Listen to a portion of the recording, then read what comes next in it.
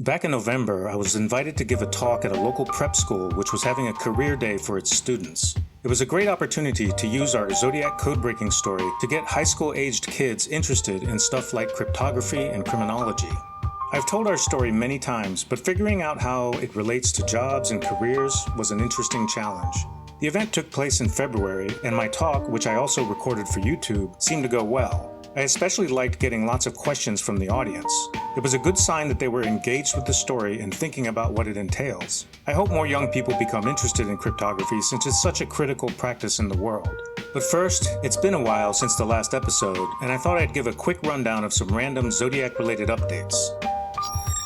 Lake Tahoe nurse Donna Lass went missing back in 1970, but in December 2023, a skull that had been discovered in 1986 was finally identified by DNA testing as Donna Lass's remains. She was a possible Zodiac victim, but there's no direct evidence he was involved. This was probably the biggest Zodiac-related story in a while. TV news anchor Dale Julin finally published his book about his Zodiac suspect, Gary Francis Post. Julin hooked up with the Codebreakers, a group of supposed experts who made a big media splash about Julin's suspect in recent years. Julin's book is full of his stories about deciphering Zodiac's letters using anagramming. His codebreaking work is ridiculous, to be honest, and I might make a video one day to explain why. Sam Jarl and I finally released our academic paper about the 340 to the public. It's in a preprint archive so anyone can read it. It took a long time to finish because it ended up being rather long and detailed. There's a lot of interesting history and stories in there. After a while, we may submit it to a cryptography-related journal. Popular Science found out about the paper and published an article about it. It also showed up on the Register. And Sam wrote a really good companion article on LinkedIn about the human side of our story and the emotional roller coaster we were on back in December 2020. All the links are in the video description. A.K. Wilkes is a Zodiac researcher who has spent years investigating the Unabomber, Fyodor Kaczynski. Along with fellow researcher Douglas Oswell, he came up with some interesting decipherment methods that link Kaczynski to Zodiac, as well as a handful of other unsolved mysteries. I'm hoping to make a video on that soon. Sadly, historian and author David Kahn passed away in January. He wrote The Codebreakers, an extensive history of cryptography. Robert Graysmith believed Zodiac must have had a copy of that book to help with his ciphers. Kahn used to attend the Cryptologic History Symposium, the conference where I've given a few talks in the past. It's sad when such knowledgeable and important people leave us. Speaking of codebreakers, be sure to check out the new edition of the book, Codebreaking, A Practical Guide, by Ilanka Dunin and Klaus Schmey. This updated version came out in September, and if you have any interest in codes and ciphers whatsoever, you must get a copy. You'll learn so much about codebreaking, and it's packed with fascinating examples and stories, including ciphers that are still unsolved. Check it out at codebreaking-guide.com. I was on a recent episode of The Unexplained, a documentary series starring William Shatner. The episode was called Unbreakable Codes, and I think they did a great job going over Zodiac, Kryptos, and the Voynich manuscript. Obviously, the highlight for me was when Captain Kirk said my name. To try and solve the cipher, David Oranchak teamed up with Australian mathematician Sam Blake and Belgian computer programmer Jarl van Eyck. There's some other TV stuff in the pipeline, and I'll keep you all updated. I was also invited on SpyCast, which is a podcast made by the International Spy Museum in Washington, D.C., and hosted by Dr. Andrew Hammond. It was fun chatting with him about how we broke Zodiac's cipher. The link to the podcast is in the video description.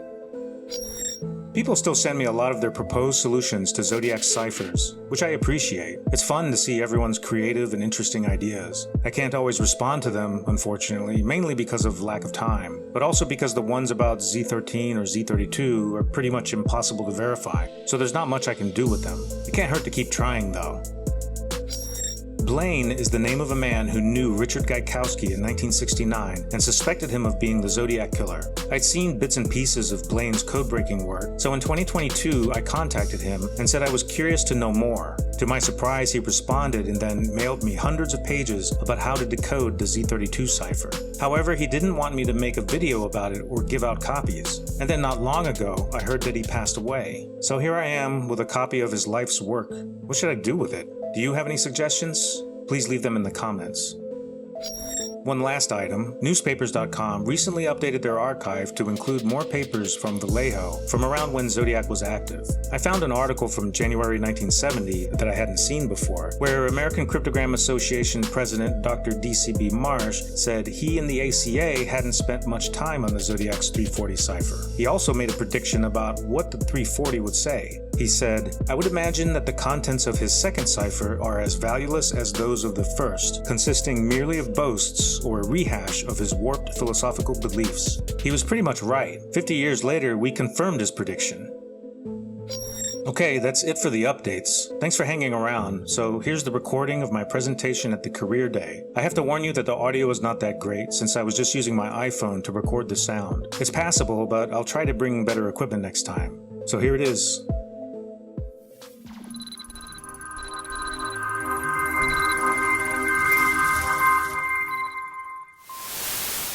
Hey everybody, my name's David Aranchek. I'm a software developer and computer programmer. Been doing that for about 40 years, so by the time that I started, it's probably like prehistoric compared to what you guys are used to.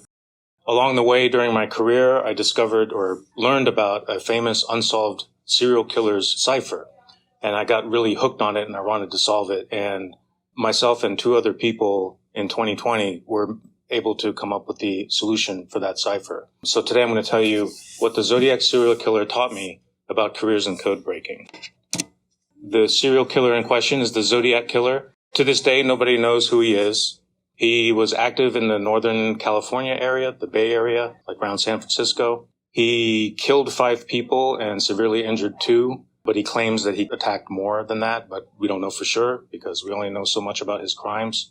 On top of his murders, he would send these taunting letters to newspapers, and the newspapers would publish the letters. And a lot of them contained ciphers and puzzles, like the 340 cipher, which is shown here, which is the one that I saw that I got really interested in back in 2007. The effect that the letters had on the public was profound. Like, not only was he going around killing people, but these letters were showing up in the newspapers, and they were printing what he had put in the letters. And it really created a lot of fear, not only in that area, but across the country back then. So this was the late 1960s, so this was quite a while ago. So a quick recap of the victims. The first attack was around Christmas time, 1968. It was a young teenage couple, David Faraday and Betty Lou Jensen. They drove a car to an isolated lover's lane late at night, and the killer came up to them and shot them and killed them, left them for dead. Then 6 months later, similar situation, only a few miles away, young couple, Michael Mageau and Darlene Farron, drove to an isolated location really late at night. The killer came up to them and shot them, also left them for dead. Mike Mageau, however, survived the attack, although Darlene Farron unfortunately passed away. The next attack was a few months later at Lake Berryessa. This time it was a pair of college kids that were having a picnic, and it was kind of like an isolated wooded area next to a lake. This is Cecilia Shepard and Brian Hartnell. During the picnic, they saw this guy in a weird costume show up out of nowhere. And he was wearing like an executioner's hood, a black hood. You couldn't see his face. And he had this black bib, like a tunic or something that he had made. And he had you can see the crosshair symbol on there that he had put on there. Is this a recreation or is this the actual? This from the movie. There's a Zodiac movie that came out in 2007. So what ended up happening was he held them at gunpoint, tied them up, stabbed them, left them for dead. They initially survived. Brian Hartnell survived the attack, but Cecilia died like 2 years later. Brian was able to give a recollection, witness account of what happened and describe the costume and everything. So the movie tried to recreate that. And then the killer kind of broke his pattern of attacking couples in isolated places. In October 1969, he went to San Francisco and hailed a cab, and the taxi driver was this guy, Paul Stein. They drove for a little ways, and at the end of the ride, the Zodiac Killer shot him, took his wallet, took his keys, wiped down the cab, tore off part of his bloodied shirt because he was going to mail it with letters later to prove that he was the killer. That crime was actually witnessed by some teenagers that were living in a house nearby. And so they were able to give a description to the police, and that's where this police sketch comes from. So this is the best idea what we have of what he looked like. Now, after the first 2 attacks, he mailed 3 different letters to 3 local newspapers. each letter came with one part of a 3-part cryptogram. And each of the letters basically said, if you don't print this cryptogram in the newspaper, I'm going to go on a killing rampage. So he's basically trying to force the newspapers to do his bidding, to publish his letters and his ciphers. So the newspaper editors thought about it and decided, okay, let's go ahead and publish it because we don't want to be responsible for more killings.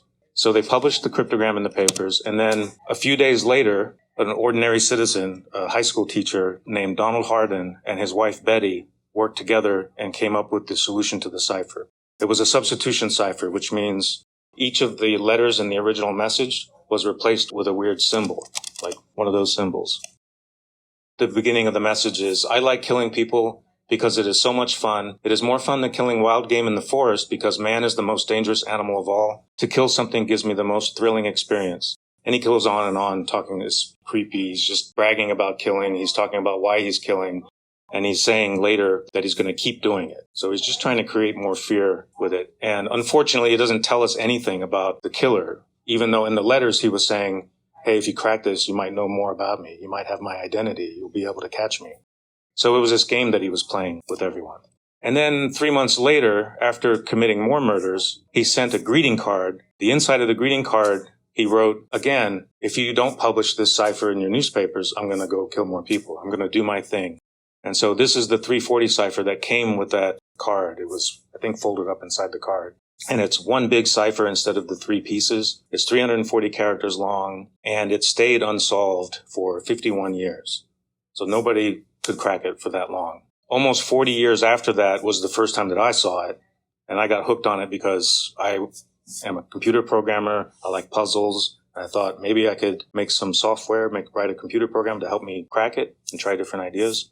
So a little bit about my background. I'm an 80s kid, so I grew up with kind of primitive computers. Personal computers were just starting to become widely available. So when I was in school, some of the classrooms had like an Apple computer like this. This was an Apple IIc. And so I would type in programs, and I used to get really excited about, typing in programs and playing the games that they would make or seeing graphics displays. And it was just really cool to me to bring a blank screen to life by doing programming, like telling the computer what to do, play a game, draw some graphics, make sound effects and music and so forth, all the different entertainment things you can do with a computer.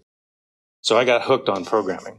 And then because of my love of programming, I decided I wanted to go into some related field. So I decided to get a computer engineering degree from Virginia Tech. Computer engineering is basically a mix of computer science, which is more about how you program computers to solve problems, and electrical engineering, which is the hardware side, like how to build the components to make a computer or computing devices. And then that started me on a long career of building software for a lot of different areas. For instance, manufacturing plants, I was doing software for quality control.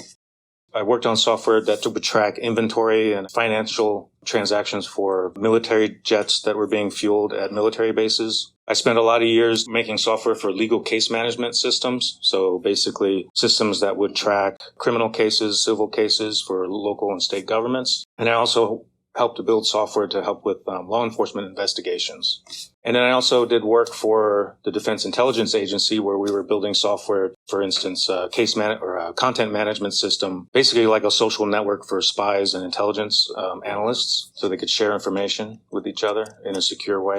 And then I also helped build customer support software to help with manufacturers and providers of mobile devices. So when they're on the phone with people who need help, they could go to our software and get answers for how to answer their questions. None of these areas were strictly about code breaking. I was just doing software development. But all along, I was obsessed with this thing because I wanted to use my programming skills to try to attack this thing. Nobody was paying me to do it. So I'd have to use my free time, come up with ideas, get online and talk to other cryptographic researchers that were working on the ciphers or other interesting unsolved mysteries that were out there. There's still a lot of unsolved ciphers and codes out there that people are working on. So it was interesting to talk to them. And also the online communities like true crime enthusiasts and Zodiac Killer researchers, people exchanging ideas about the case and talking about the ciphers and trying to decrypt them. And I also made contacts with the Codebreakers at the FBI. So They're part of the FBI crime lab up in Quantico, and they break a lot of codes and ciphers that are very similar to the Zodiac ciphers, they're like handwritten ciphers. It's like old school cryptography. They didn't use computers to make them. They would do it by, just by hand using pen and paper. And so this is a unit of the FBI. They have forensic analysts that specialize in this kind of stuff. And they were very encouraging of people outside the law enforcement community. So 14 years later, it's the year 2020. I saw this cipher in 2007. So all along, the cipher is still not solved. I've spent all this time developing software, doing research, trying to learn as much as I can about the ciphers. The COVID-19 pandemic hits. Everyone's on lockdown and quarantine. People are just sitting around looking for things to do, myself included. So I started a YouTube channel, a series called Let's Crack Zodiac, where I would make videos about all the different things that I had learned about the ciphers and the Zodiac Killer, basically discussing different ideas, different theories, things that worked, things that didn't work. And this helped lay the groundwork for the breakthrough that we had later that year. Even though we were all kind of isolated because of the pandemic, because of the internet, everyone can still communicate and collaborate and work together. So it was me and two other guys working together to crack the cipher that year. So there's me here in Roanoke, making my videos, trying different experiments, writing software tools to help crack the ciphers. And then this is Sam Blake. He's an Australian mathematician who saw one of my videos a while back, and he was just commenting on one of them and said, hey, I got some interesting ideas about how to break them. And he's a super smart mathematician, well beyond what I can do. He came up with some ideas about how to attack the 340 cipher. So if you remember, the first cipher was just a substitution cipher. It was easy to break because you can just figure out what symbols stand for which letters. But the second cipher, we thought the reason why it wasn't solved was because maybe Zodiac did something different with it. Instead of reading it in a normal direction, left to right, like you would normally read something, maybe you have to read it in a different direction, like diagonally or up and down or around in a spiral or something like that. Nobody knew.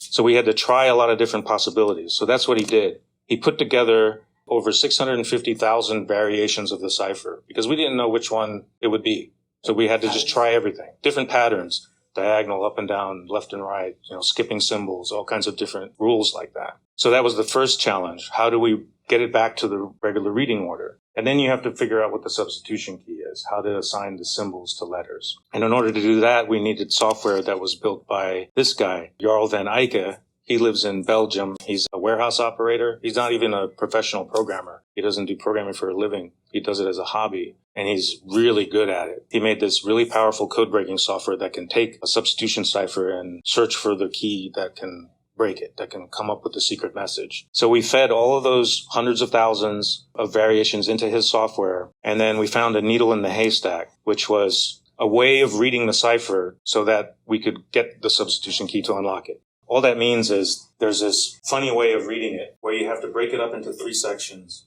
And instead of reading the cipher from left to right, you have to do this diagonal pattern. And then when you get to the bottom, you come back to the top, you continue on, and if you reach the edge, you wrap around to the other side.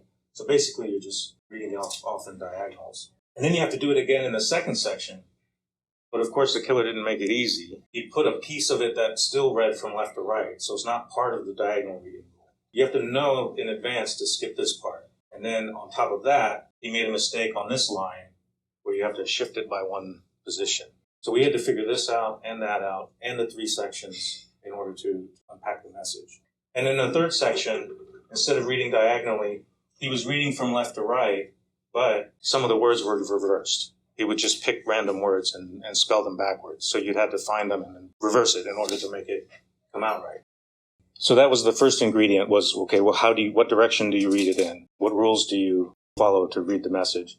And then we needed the rules for how to translate the symbols back to the original letters. So the green letters here are the original letters, and then these are the symbols that can stand for that letter. So if you see a B, you replace it with E.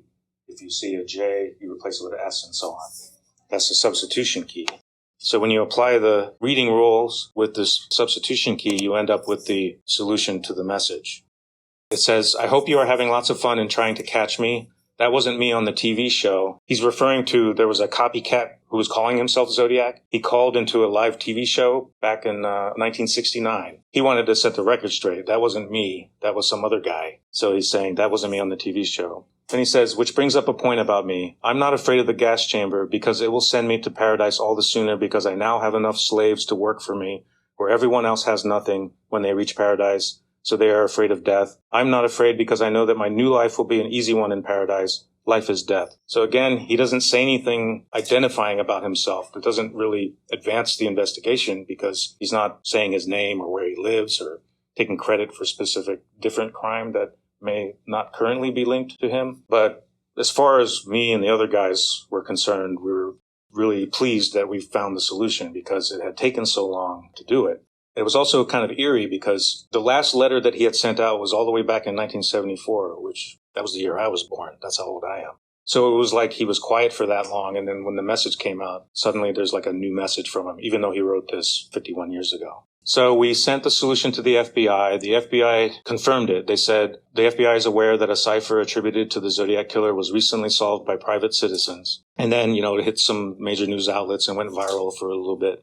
And so we were very lucky because we had spent so much time working on this problem. We didn't even know if it was going to be worth the effort because maybe he was just messing with people. Maybe there wasn't really a message in there. But luckily it turned out that there was and that we were able to uncover it. But along the way, I'd seen thousands of people's solutions for the cipher where they thought that they had the right answer, where they would convince themselves that they were right, but they were trying these bizarre ideas. Some of them were interesting and a lot of them were just a little cuckoo. You encounter a lot of people like him, like Charlie from It's Always Sunny in Philadelphia. There's conspiracies everywhere. Everything's connected. Nothing's a coincidence. So it's one of the dangers of the case is that it attracts people like Charlie, and you have to guard yourself against becoming like him. It's easy to get too far into a rabbit hole like that. So careers related to code breaking. I mentioned the code breaking unit of the FBI. They're part of the crime lab there. They do all sorts of forensic analysis of evidence, so they're kind of a specialty of that. These are two cases that they worked that they were very successful on. This guy killed a 11-year-old girl. He got caught, sent to jail, and he wanted to tell his brother, who was still on the outside, to hide the evidence that was related to the crime. So he wrote an encrypted message using these, it looks like arithmetic, adding and subtracting numbers. But in there, he was saying, find the backpack. It's got the evidence for the killing. Move it somewhere. So when the FBI codebreaking unit cracked it, they basically had more evidence that he was basically admitting to the crime. So that was one of their successes.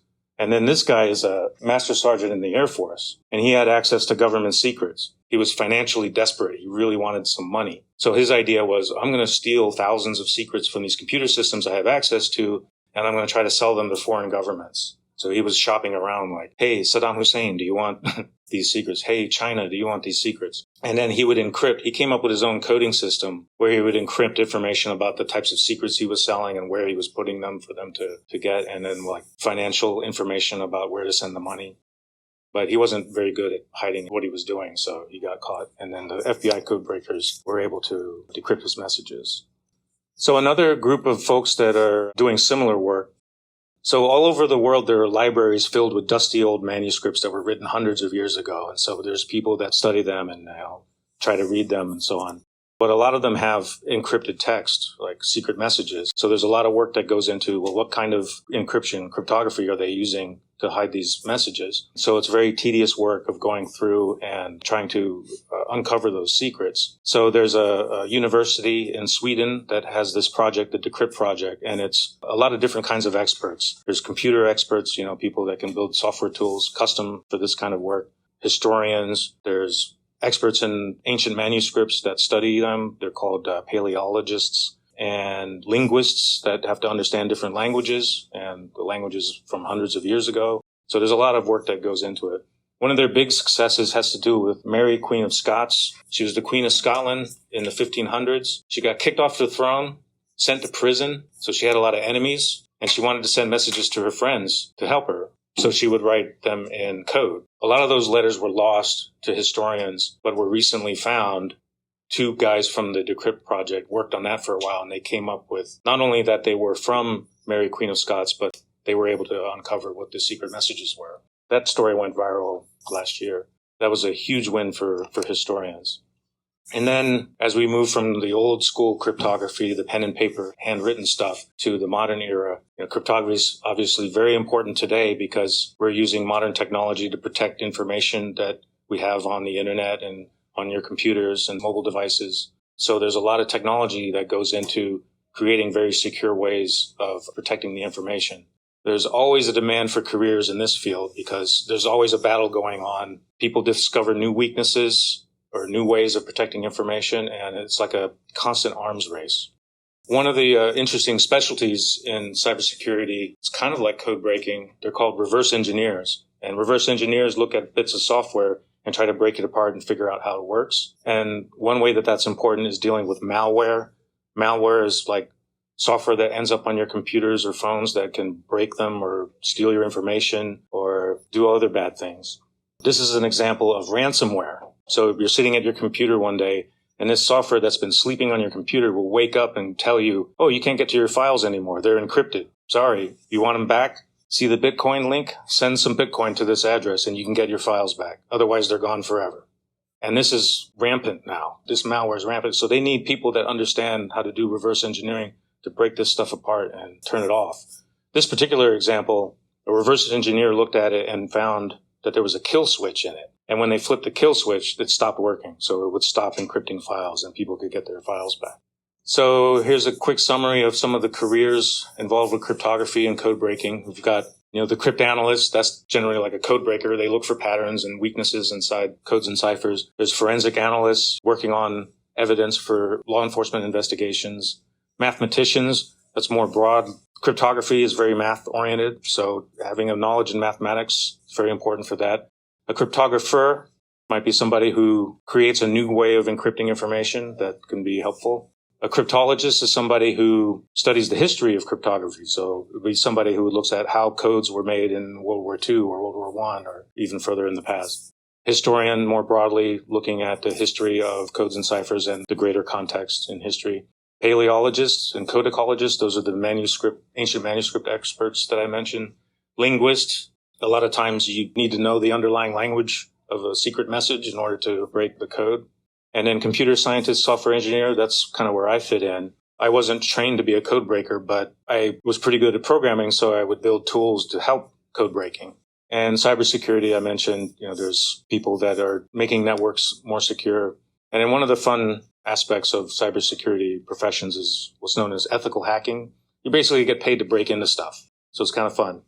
A business will pay you to look for weaknesses in their network because they want the good guys to find the weaknesses before the bad guys do. So that's an important job. And then these are just some of the educational paths that you could take in the code breaking area, computer science, cryptography, math, cybersecurity, history, paleology for manuscripts, linguistics, and forensic science. So that's pretty much it. The main thing I got from my experience with the cipher was that I wouldn't have been able to be successful with it if it wasn't for my software development background, because it taught me to be systematic and to use correct methods for solving problems and having kind of a scientific approach. Because so many people tried to break the ciphers without the scientific approach, without the training in cryptography and so on. So even though I wasn't paid to do code breaking or specifically trained in it, the career path that I took was extremely helpful. Yeah, so there's my contact information. If you want to reach me later, you could look for my YouTube series, Let's Crack Zodiac. We had found the solution to the cipher by episode 5, which was a huge surprise. I was only 5 episodes into the series before we came up with the breakthrough. Thanks for listening. There's a bonus slide. There's still 2 more unsolved Zodiac ciphers. This one is the 13-character one. Only 13 characters. Which is a problem because you can make a lot of things fit and try to find code solutions for it. But looks like he's saying my name is blank, and then that fills in the blank. So he's kind of teasing people. Hey, maybe I put my name in there. And then he's got another one where he mailed a map, and then he mailed the code with the map, and he said, hey, I've got a bomb somewhere, but I'm not going to tell you where. But if you break this code, you can find the bomb. So he was messing with people with these games. So those 2 are still unsolved, and they're very challenging, but hey, if you got some free time, go for it. So can you explain why it took so long to crack the cipher that you cracked? Yes. It all has to do with knowing what it is. The first step in code breaking is you got to know what you're working with. before you can do anything with it. You have to know what the problem is. You can't just bring your car to the mechanic and say it's broken. They have to know like what to look for, what the symptoms are. When you have an unbroken code, you look for symptoms, you look for clues, like maybe there's some signature in there that tells you what kind of cipher it is, what kind of process he went through to make it. In the first cipher, it was just a substitution cipher, which is very easy to break. You can do it by hand. You don't need a lot of technology to do it. The second cipher, nobody knew what it was. If you assumed that it was just a substitution cipher, you would be working forever and coming up with nothing because it's not just a substitution cipher. We suspected that transposition was going on. Transposition is this where you have to read it in a different direction using some rule. Normally, when you do a transposition, it's just you apply it to the whole thing. Like if you're going to do a diagonal rule, just do it to the whole cipher. But he didn't do that. He split it into 3 pieces. So that made it even more difficult. So not only did you have to learn what scheme did he use, but how did he split it up into pieces? So 65,000 combinations kind of thing? Yeah, 650,000 combinations. It was kind of like wild guessing, like let's try this, let's try that, and just brute force them all. So why hadn't someone, just completely brute forced it earlier? I mean, don't we have the computing power to do something like that? Nowadays, yeah, but it took knowing to do that, and the technology back then, they didn't really have the resources to do it in the late 60s when this cipher came out.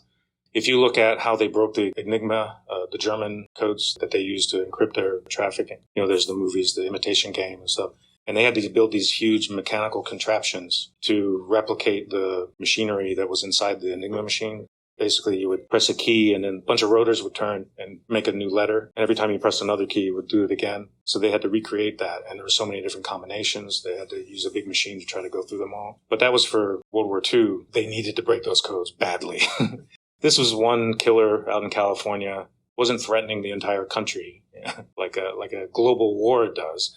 So not as many resources applied to this problem. But I don't even know how they would have come across it. It really took a widespread community effort over time to collect enough information about, well, there's little clues in there showing that this is the kind of reading order you have to do, and these are the different ideas that we tried and failed, and that they tried and failed, and so that kind of collaboration online really helped to come up with the solution.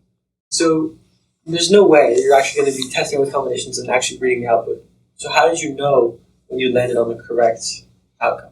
That's a good question. So this just tells you how to rearrange the symbols. So you end up with it looks like a 340 cipher, but the symbols are in a different order. Then we feed that into the software, and it spits out what it thinks the best answer is for the key. The substitution, yeah. The one that it gave us had a couple of fragments in it, because most of it just comes out as gibberish. Like, it doesn't even make any sense. You might spot some words here and there. But for this one, it initially came out with some phrases like the gas chamber, hope you are having fun, trying to catch me.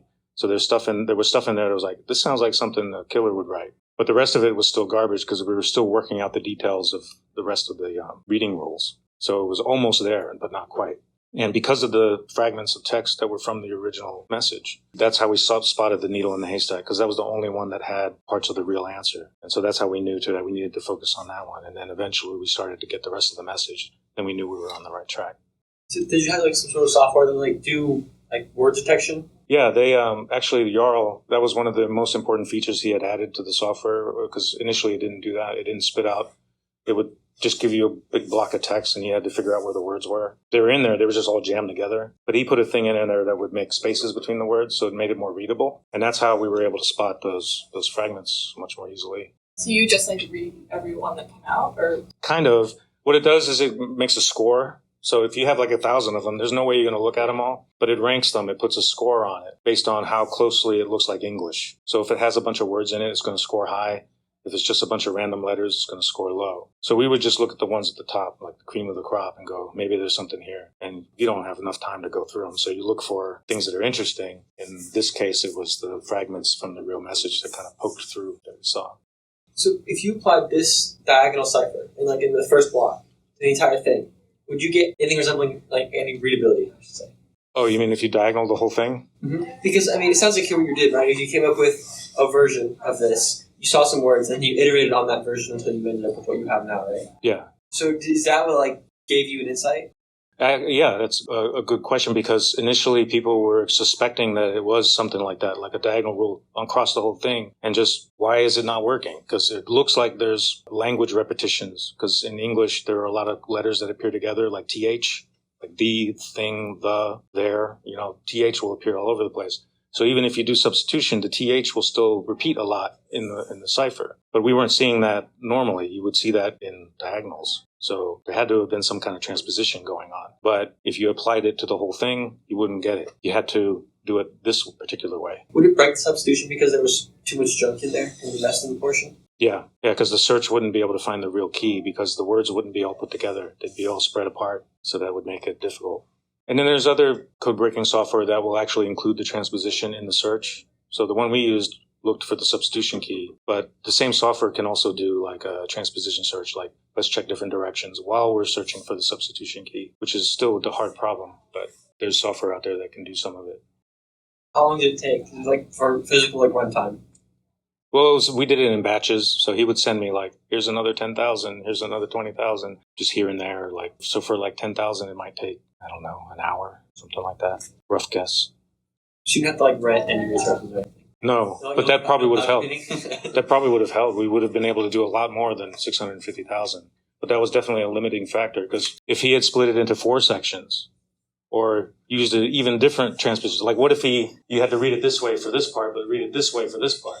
You still have to test that for that. And so all those different combinations would make too many to search for just one computer. I mean, we were just using my laptop basically to run this stuff. But yeah, if you had a cluster with 10,000 GPUs on it or something, you could crank through a hell of a lot more than that. Yeah, that would have been very useful. It would have saved us a lot of time, probably. So you had to come up with some sort of optimization strategies, right? Yeah. Jarl did a lot of that in his software. He would make it so it could solve a substitution cipher in like less than a second. So it was really fast. That's why we really relied on it, because when you're putting 650,000 ciphers through it, you want it to spit out an answer as quickly as possible. So there's definitely a lot of art and science to optimizing the code to make it run faster with limited hardware, especially since we're just using our laptops. Have you applied that to anything else since then? Other unsolved problems or anything like that? Yeah, you're all solved a couple of other ones. There was an old 200-year-old cipher that he had solved. I forget what it was. It was something to do with navigation, like maritime navigation. It was just some encrypted like instructions on how to do navigation hundreds of years ago. But it used an interesting encryption method. And then once he worked out what kind of code it might be, he focused his attack using his software and came up with the secret message that was there. Is there like a reward, or is it just like when you gave this to the I wish. Congratulations. I wish. There was a guy who published a book with his solution, what he thought it was, years ago. He was like, I'm convinced that I'm right. I've got the right answer. He did some kind of weird thing with the cipher and came up with an answer. At the end of the book, he said, I challenge anyone who has a better answer. I'll give you $10,000. I emailed him and he was like, I don't know what's going on. What? So he didn't. What was his answer?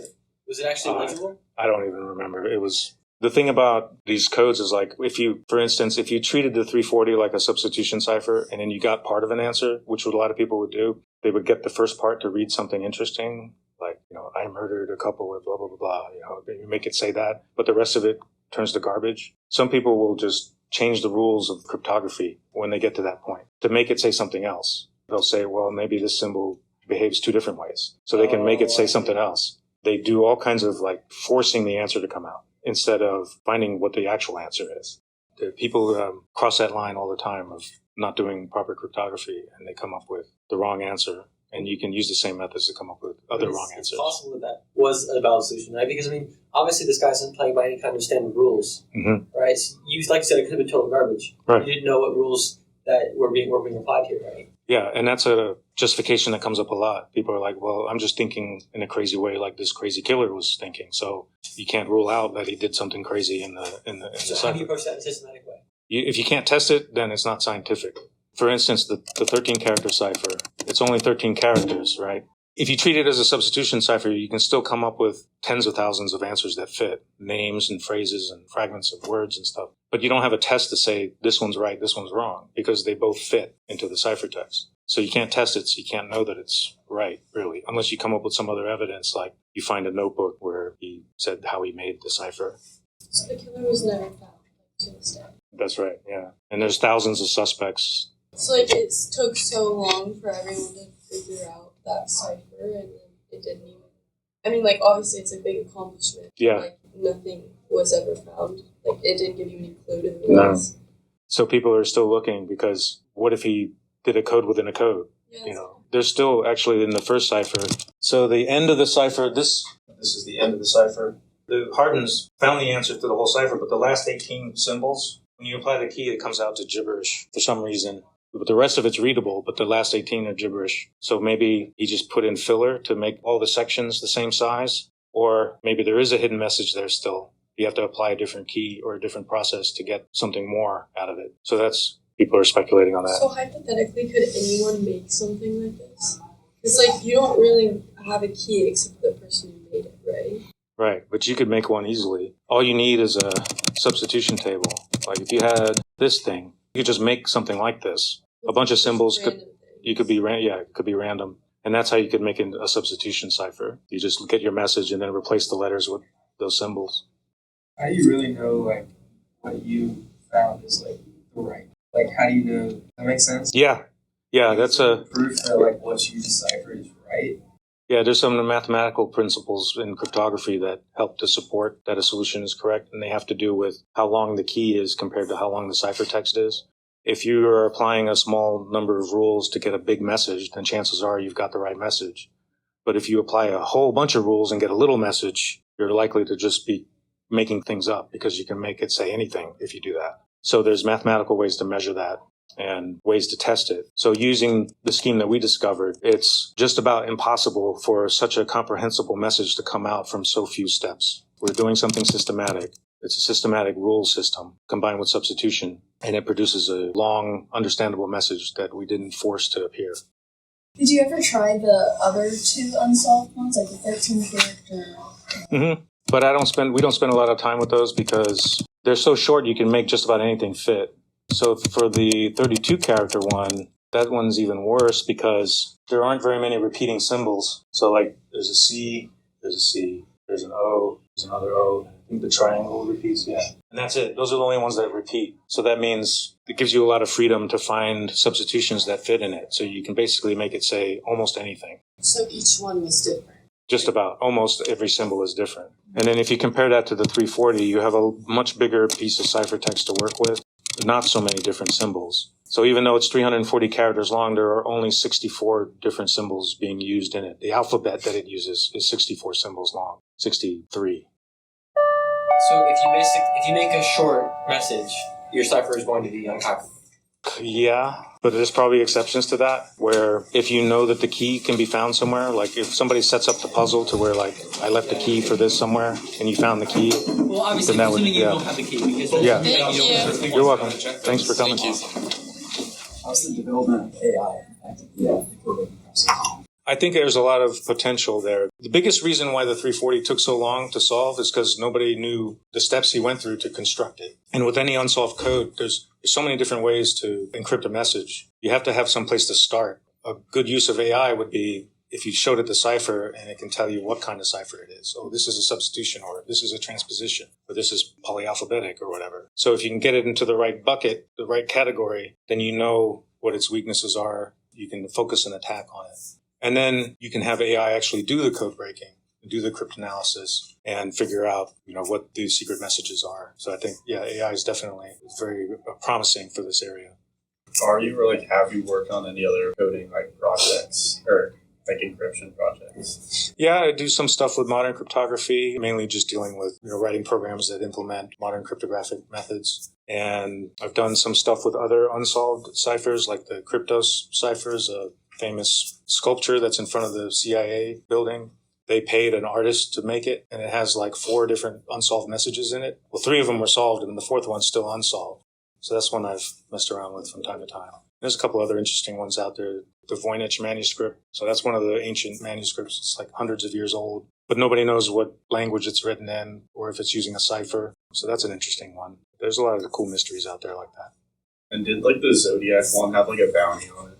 Did you make money off of solving it? That's funny. The previous session, they asked me the same thing, but I wish, they didn't have, there was no bounty on the cipher part of it. But I'll bet somebody would pay if you actually found the real killer. What are the different types of cipher? You said substitutions, which I get that. But what are the other ones? Well, transposition's an easy one, so that's what this uses too. It uses a combination of substitution and transposition. But transposition is you can just write out a message normally and then say read it off by the columns. And then if you know how many columns there are in the resulting message, then you can reverse the process to get the original message. So that's a simple one. An even simpler version of that is there's an old cipher called the Skittily, which I think was invented by the Greeks, and they have a dowel like this. And they write a message out on a strip. So you have a message saying send reinforcements or whatever. And they would wrap it around the dowel so that the letters would line up in a different way. And they wouldn't make sense if you read it this way. So you'd write those letters out and then send the message to somebody. And then they would have to wrap it around the same sized dowel to read the original message. So it was just a way to systematically rearrange the message. What else? There's polyalphabetic. So that's just where instead of doing substitution, one kind of substitution, you're doing multiple kinds of substitution. So instead of having one key, so that's one key. In a polyalphabetic substitution, you've got more than one of these that you cycle through. So you use this one for the first letter, then a different one for the next letter, and then you kind of cycle through them. There's a lot of different ways to hide information. There's one called steganography. Prisoners use this all the time. They'll write a letter that says, "Dear Grandpa, I'm doing well in prison. I feel pretty good, blah, blah, blah, blah." But then you take each letter, the first letter of each word, and it'll say something different. It'll say, "Kill Joe," or something like that. They're trying to issue an order to somebody on the outside, like if they're a gang member or something. So that's a way of hiding information in plain sight. It looks like a normal message, but if you know what to look for, you can find a hidden message. I know there are a lot of conspiracies on who the Zodiac is. Do you have one that you really enjoy or might be correct? I like hearing about the different suspects, but there's never enough information to say one versus the other because people are very persistent in coming up with comparisons between their suspects and the killer. There are some interesting ones like the Unabomber. He was mailing bombs to people years ago. He recently died in prison, I think last year. But he was making elaborate codes and ciphers too. And Zodiac would also write about making bombs, and he had bomb diagrams in his letters and stuff. So people made a lot of comparisons between them, found handwriting similarities and things. So I don't think he was the killer, but it was interesting what people dug up about it. I think it could be like a cult where like a group of people working together. There's people who believe that too, like that maybe the killer is different than the letter writer, and they're just working together. So they had like someone else writing the letters and somebody else doing the killings. That's a theory that's kind of popular. Did most people think that he's probably dead by now? I think so, because around the 60s, the witness descriptions tended to put him in his 30s and maybe 40 years old. So he would be upper 80s or in his 90s now. So yeah, not likely to still be alive, but you never know. So you said that you can account for 4 murders from him, right? Yeah, there's 5. So there were 4 different attacks that we know for sure, and 5 people from those attacks died. So do you think that he could have kept going, but changed the way he did it, so police didn't know it was him? Yeah, that's a really good question. In fact, he wrote about that in his letters. He said, "You're never going to catch me because I'm going to change the way that I do my killings." He said he was going to make them look like robberies, try to make them look like ordinary deaths. I think that after his murder of the cab driver, where he was actually seen by witnesses, also what happened then was he came close to encountering the police, he had to run off. Maybe because of that, he got more careful and didn't want to get caught, so he could have been very good at So he could have been it's possible. killing people for last. It may be. There's a lot of cold cases out there. I think I heard recently in the whole country, there are 300,000 cold cases, just murders that nobody knows the answer to. So some of those might be related to him, for all we know. Did you have a reason? Because the Unabomber was a system or whatever. He was working against it. Did Zodiac Killer have a motive? In the ciphers, both of the ones that were solved, he would say he was collecting slaves for the afterlife, or paradise as he called it. So his mythology was that he was going to have them in the next life that he could rule over or whatever. But it seemed to be more he was concerned with terrorizing people, because he always wanted to see his name in the papers, and he was sending letters saying, "I'm going to do all this stuff. I'm going to make bombs." He's like a supervillain, like a Batman villain or something. He's just trying to get attention and scare people and manipulate the newspapers to do things for him, like publish his letters. So I think that was probably more his true motive, was getting that attention, seeing his name in the headlines and on the news. Did they ever figure out why he called himself the Zodiac Killer? Or was that like what the people called it? After the first letters where he sent the cryptograms, he sent another letter where he said, "This is the Zodiac speaking." So he named himself. Some people think that it might be astrology related, like the Zodiac chart, the Zodiac signs. When you look at some of the symbols, maybe you would see some, astrological signs, but there aren't really any strong signs of astrology in his letters and his crimes and things. Another theory I heard was that there was a watch manufacturer back in those days. They made a watch that was called the Zodiac watch, and it had the exact same crosshair symbol on it that he would use in his letters and that costume that he wore. So some people think maybe he just took it from that and was inspired by that. I thought it would be like the people, like the Zodiac, like their signs or whatever. Like it would be something to that. Yeah, and I think there was a copycat Zodiac in New York in the 90s who was inspired by this Zodiac, and he was doing stuff with astrology. So he did do stuff like that. Some serial killers, the newspapers give them the name. They'll come up with some name for them. But in this case, he named himself. Yeah, I think it's still an open question. Well, thanks, everyone.